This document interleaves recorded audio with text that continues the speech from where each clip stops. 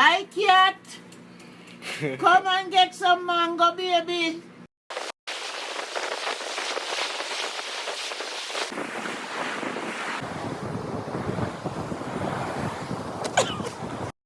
One, two, 1, 2, 3.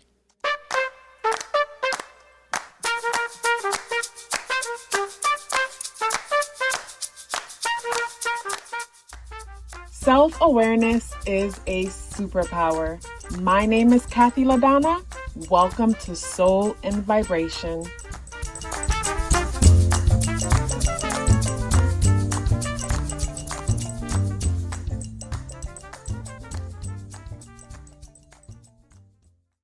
I hope the free thinkers are doing well. And if you're not doing well, I'm happy to remind you that you are the most powerful person that you know. You are the most powerful person that you know because only you can create your reality.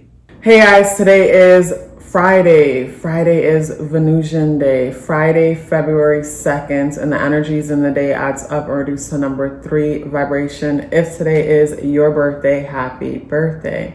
So when it comes to the spirit animal, we are rocking with the vulture energy. And the vulture energy brings me to the mind because the birds deal with the air element, the mind element. And when I think of the vulture energy, I also always think about how we can find ourselves in situations feeling like our back's against the wall, feeling limited when it comes to our options. And it's just a matter of taking a step back and realizing that the support that you need is present. The support that you need is always present. It's just a matter of dropping certain mindsets or perspectives that we have that gets in the way. I think of when I look at the vulture energy and I'm feeling out the energies in the day, I think about the person who, and I feel like I know I've been this person. The person that feels like they need to do everything on their own and have a hard time allowing others to help them. I think about, how we get into that mindset for whatever reason, for whatever we experience, why we feel like we need to do it all on our own, or in certain situations, we might feel like we don't want to be a bother to anyone. We don't want to be a bother to anyone, but at the same time, we're always open to jump and be assistance to others, but yet still we don't feel like we're worth the trouble. And when it comes to this energy here today, it brings me to reflecting and working on that mindset. What's coming to mind is this, I think it's an African proverb that says, if you want to go fast, go alone, but if you want to go far, go together. Sometimes we ask for help and we need to control everything, where it's like the help should look a certain way. You ask someone for help and they should jump and respond in a certain way. And if they don't jump and respond in a certain way, then we take that and make it mean something negative about us, or make it mean something negative about them in relations to us. And instead, we should ask and then totally detach from how a person responds or how they show up. It comes down to like, did they show up and did they do the job? That brings me to a thought in the salon where whenever I would get a new client and their stylist had moved away or whatever, like I just knew that, they're, of course, mourning the loss of that connection. And at the same time too, they're so stuck on how that person does things. And I would always say to them, I'm going to be doing things different from your stylist because I'm not them. But don't pay attention to the process. Let's talk about the end results, and you let me know what you want to look different. Once we've already made it clear about what it is that they want to get done, where, you got to show me 2 pictures of the front, 2 pictures of the back, 2 pictures of the side profile. And I always went with pictures because for them to have to find me two totally different pictures of two totally different people with the same front, back, and side, it forced them to be present and realistic in the moment about what it is that they're asking for. And then I would ask further questions if I need to make sure that we're both visualizing the same thing, we're on the same page. And then when I'm done, I'll say, okay, what would you like me to change? What do you want to be different? And normally everything is always good. But with today's energy and the vulture, it just brings me to like, you know, us needing to have control over everything, not even realizing that a lot of us are control freaks, especially if you have your Pluto in Libra. You know, you're a part of the control freak generation when it comes to relationships and connections. And that could cause us to, you know, feel like I'll do it all myself. I'll do it by myself, when you don't have to. You don't have to do it all by yourself. But today is ruled by Venus, and Venus is in Capricorn, and Venus talks about the things that we value. And with Venus in Capricorn, we're really valuing the idea of our image and us achieving our goals, and how we look to our peers in relations to our peers, or how much we make our family or those who matter proud. And Venus is positively aspecting Jupiter in Taurus and Uranus in Taurus. So us valuing our image, our goals, our legacy today speaks well when it comes to us feeling optimistic about creating security and stability for ourselves, and doing it in a way that makes us feel free. Venus also positively aspects our moon, and the moon in Scorpio. So with Venus positively aspecting the moon in Scorpio, Scorpio energy is all about being self-sufficient. And that goes back to, I'll do it by myself.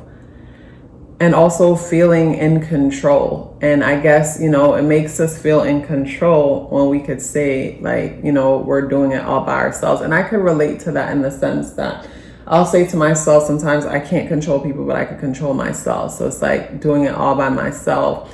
But it comes down to, I guess, giving people a chance to help, giving people a chance to assist.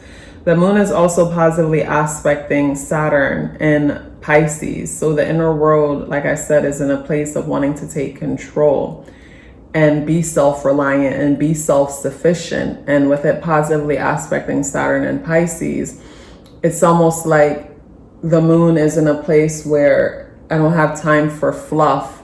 I need things it's like strategizing and getting ready for war or for a launch. And they say business is war. So it's like strategizing and getting ready to make something happen. With Pisces energy being so dreamy, it's like Saturn being there positively aspecting the moon gives Scorpio the stats, the security, the sureness that it needs, that it feels like it needs today. But the moon is a part of a T-square between Pluto, is squaring Pluto in Aquarius.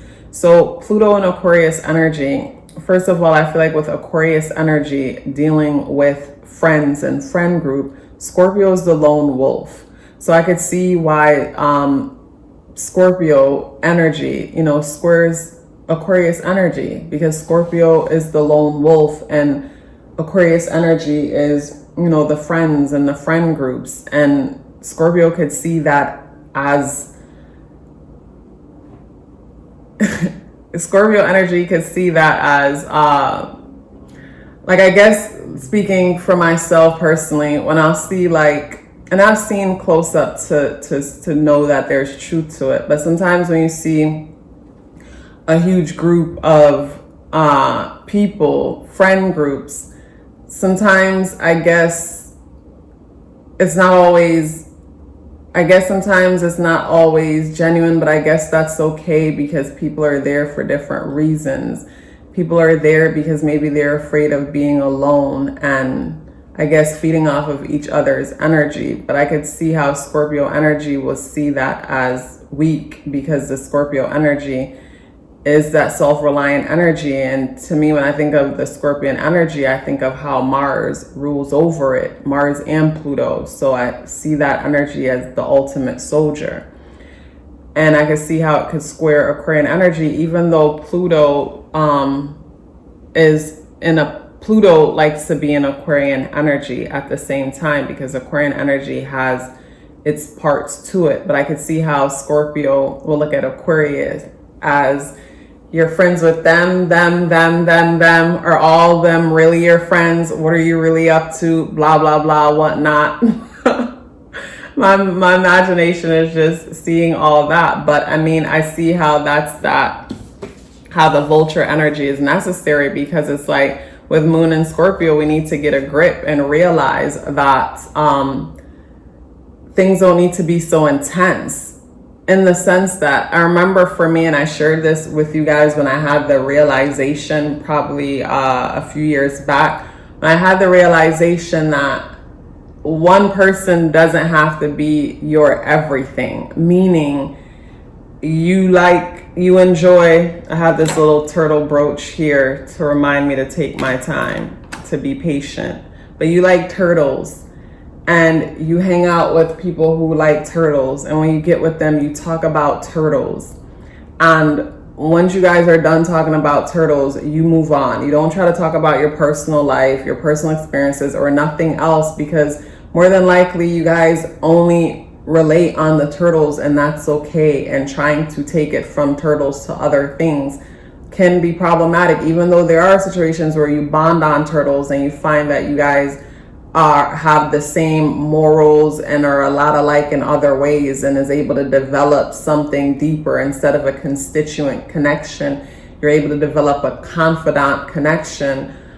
But with with that Scorpion energy, I had to learn that it's okay to connect and bond with people over the one little thing that you bond with. And once you're satiated in the conversation about that, move on until another day.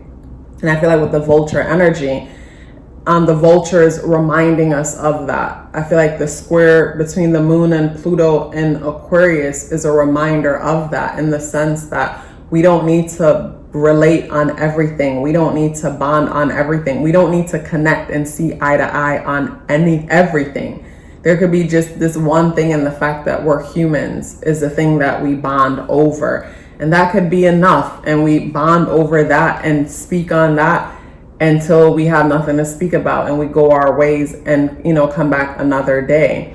And yeah, with the square from the Moon to Pluto and Aquarius, it brings me to that, creating balance when it comes to the groups and the people we connect with, and everything not needing to be so serious, so intense.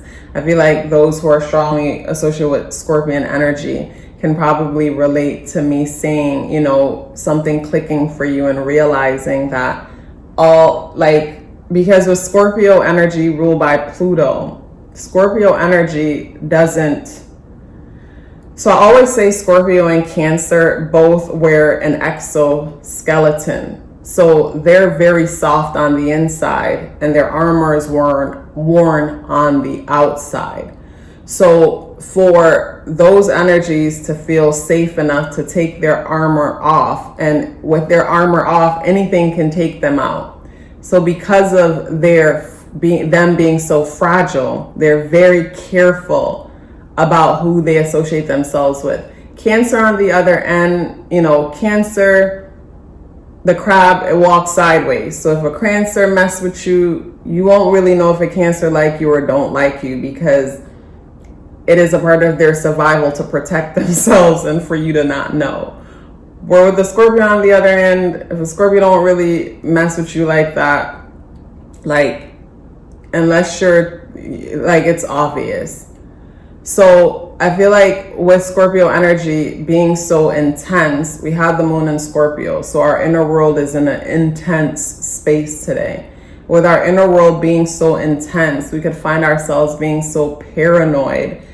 And it makes sense but at the same time, so much to the point that we isolate ourselves away. We put ourselves in danger from it. I think about one of the laws in the 48 laws of power, and him talking about like hiding in plain sight and the danger of isolating oneself. And I feel like with the moon in Scorpio, that's something that we might be battling with today. You know, how we isolate ourselves and how we feel like we don't have a lot of resources, or how we limit our resources when we have plenty. And when it comes to the tarot, we have the Empress. And with the Empress energy, to me, the Empress is so fitting with the number 3 energy ruling over the day, and the day being ruled by Venus, because Friday is associated with Venusian energy and Venus is in Capricorn, and then Jupiter, because the number 3 energy, the energies in the day adds up and reduce to number 3 vibration, and that ties into Jupiterian energy. So there is this amplified energy over the day, whether it's amplifying the paranoia from the moon in Scorpio, or the need to be in control, or any shadow work or dark night of the soul moment that we're going through, because there's a conflict in what it is that we're feeling and what it is that we're thinking and the action that needs to be taken next. But with the Empress energy, we're giving birth to something. To me, it's like something is coming out on the other end. And when I think of these two energies here, it brings me to the thought when they say it takes a village to raise a child. And that child doesn't necessarily have to be an actual child. It takes a village to raise a child, to me, brings me to say me learning a new skill.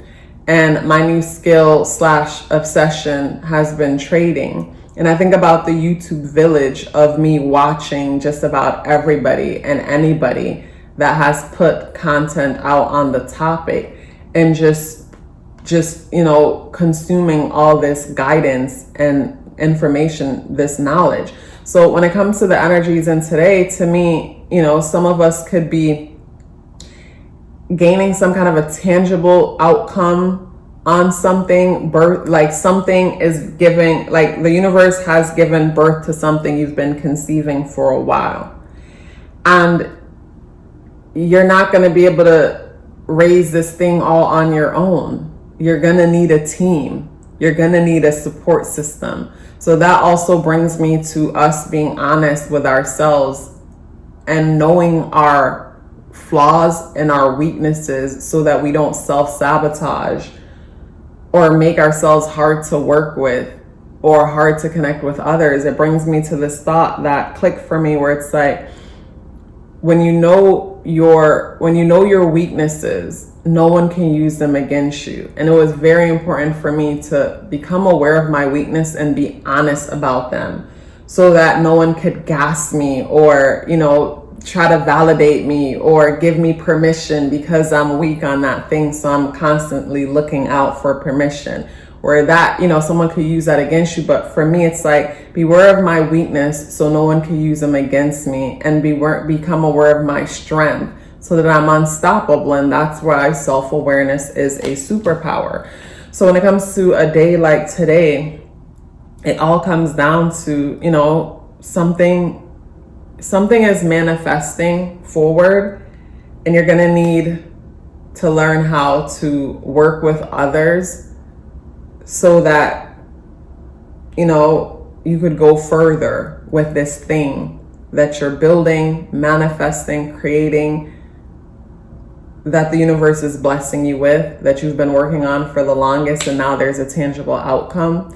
And again, it brings me to that saying, if you want to go fast, go alone. But if you want to go far, go together. So when it comes to the energies in today, I think of Venus in Capricorn, and Venus being the ruler of the day, and then Jupiter amplifying it. Today's energy feels like legacy building energy. And in order to build true legacy, like, you're going to need a team. You're going to need a team. You're going to need to learn to be a team player. Such a pleasure bringing this message to you. If you'd like to book a natal chart awareness coaching session with me, or become a part of the monthly meetup available on Patreon, and check out exclusive weekly content available only on Patreon. The links to book with me and check out Patreon are in the description box below. Before you go anywhere, please let me know you're here with me by dropping me a yellow heart in the comment box below. I would love to hear from you and look forward to seeing you tomorrow. Love yourself as if your life depended on it, because it does. Take care of yourself, and I look forward to seeing you in the next video.